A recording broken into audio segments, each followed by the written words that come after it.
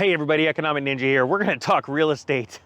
We're gonna talk about Zillow. We're gonna talk about their home flipping business and how it just went mer, mer, mer. Without further ado, let's do this.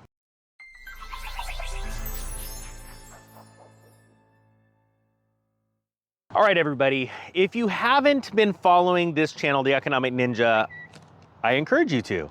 It's a great channel. We have a little bit of comedy, a little bit of fun, getting ready for a big collapse in all markets worldwide. Not today, not tomorrow, but I think it's gonna be pretty darn soon in the next couple of years. And if you have been following me, you know that I've been talking to you about the problems with Zillow and their home flipping business. That they have been making this issue even worse with the run-ups in real estate prices, that these prices are inflated not because of value of homes, it's because of very few buyers trying to buy homes, having to deal with companies like BlackRock, Blackstone, Zillow, all those guys, okay? Well, now it appears that the housing bubble has peaked. Why? Because Zillow pauses its robo-flipping business due to snags. Now, again, if you've been following me, you know the story about when I became a residential real estate agent. I couldn't stand it.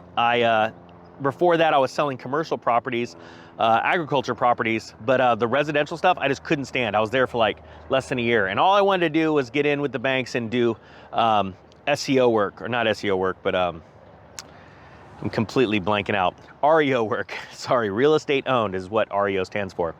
And I could not deal with selling a home to somebody, even though the market was going up, because I knew it was gonna be short-lived.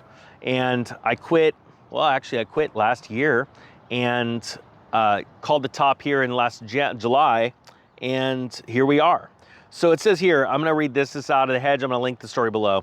I'm just gonna read like one paragraph. In recent weeks, we have heard several anecdotal reports that Zillow's electronic house flipping service was underperforming, buying houses at overinflated prices and then flipping them for a loss. It says down here, after you go through you need to look at this article. It's great because there's all these tweets about this. And then it says, it appears there has been some truth to that because according to Bloomberg, Zillow, which acquired more than 3,800 homes in the second quarter, will stop pursuing new home purchases as it works through a backlog of properties already in its pipeline. Now in this article, you'll see a ton of snapshots of tweets where people are literally putting a home, they're tweeting a photo and they're saying, look, Zillow bought this house for X and now they're selling it for X minus whatever. And they're taking a loss. And it shows exactly what I said in July, third week of July. I said, hey guys, we've peaked, this is it. We're gonna start to see declines, and I gave a myriad of reasons. And those reasons are now coming out more and more. Now, I will tell you, this is gonna be a little bit more of a pause. The reason why they have a backlog, I'm gonna do my air quotes, my coffee in, backlog, is because they're having a hard time selling them because days on market are extending. Now I get it. There's somebody in the comment section that's gonna go, but Ninja, my housing market is, actually they don't call me Ninja. They like me if they call me Ninja. They say, you don't know what you're talking about, my area is smoking hot. Well, I hope you're a real estate agent because you probably actually wouldn't say that.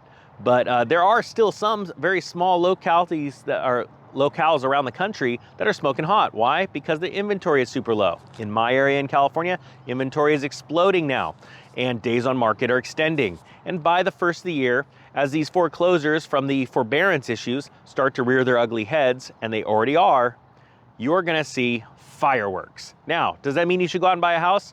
Hey, I'm just a dude with a brohawk and a dream.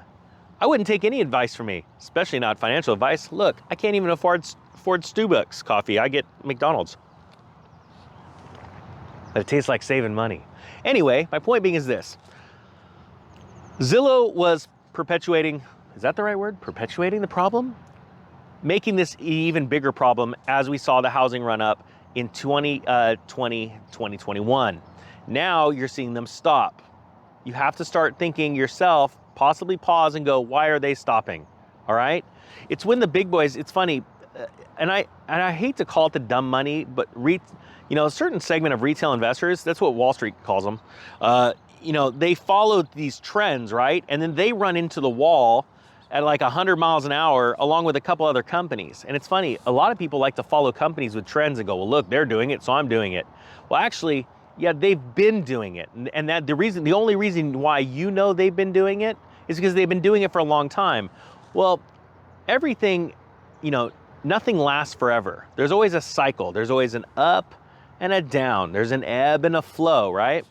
And just because a company is out there buying a ton of real estate doesn't mean that tomorrow they're going to be buying a ton of real estate. And this is a great example. Here they've bought, what, 3,800 homes, it said, in Q2. And now they're going to stop. They're going to pause. I love those words. Don't panic. We're just going to take a pause, just a little bit of a break. Why? Because inside they're going, crap, we are losing money like crazy. I get it. They have all these exorbitant fees and all that stuff. And they're still making, you know, a few percentage points on all these homes that they're flipping. But by and large, that's getting worse and worse and worse, especially as we go into the first year. Now, getting back to my original thing, does that mean you should go out and buy because things are starting to slow down? I'm going to tell you what, everything in economics is a slow train wreck. That is for sure. Nothing happens overnight except for a horrific act of terrorism. That is the only thing, right? And I apologize, actually, in economics, there is terrorist acts, and I lump war into those as well. And then there is weather, acts of nature, acts of God, right? Those are things that cannot be really foretold. I mean, you could start to read, what do they say, read the tea leaves or whatever you call it. When it comes to war, you could start to see, but right now we're seeing saber rattling everywhere. Sorry, I digress. My point being is this is not a snapshot decision that you need to make. When it came to real estate in 2006 and it started to collapse, you had plenty of time because most of the public didn't figure this out until early 2008. By end of 2008, the whole world was in a shambles. And guess what? There were still smoking deals 2009, 2010, because all of those foreclosures had to work their way through the system. And that's what's gonna happen today. So I'm not gonna buy anything. I'm waiting. And yeah, I can't wait for you guys to crush it. With that being said, the Economic Ninja is out.